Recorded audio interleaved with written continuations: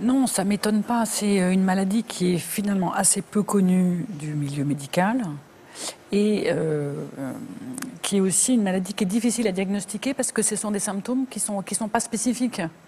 C'est-à-dire c'est des douleurs de règles, c'est des douleurs dans le ventre. Alors il y a des symptômes quand on connaît la maladie qui sont très spécifiques. Le fait que les douleurs, même dans le ventre, surviennent toujours au moment des règles, des douleurs qui ne sont pas des douleurs de règles. Mais c'est voilà, pas des symptômes très spécifiques, donc c'est franchement pas ce à quoi on pense d'emblée. Mais il y aurait des moyens simples par des questions, c'est pas de la diagnostiquer plus tôt.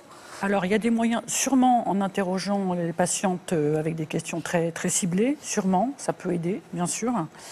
Bon, depuis l'imagerie aussi, donc les échographies et l'IRM, ont fait beaucoup de progrès ces dernières années.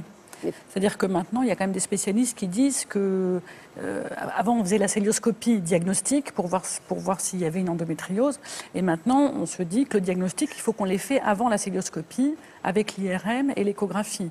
Mais pour ça, il faut des radiologues aussi très très pointus pour faire un diagnostic. Et on recherche même des marqueurs par des prises de sang, par des prélèvements, pour pouvoir dépister la maladie à un stade précoce.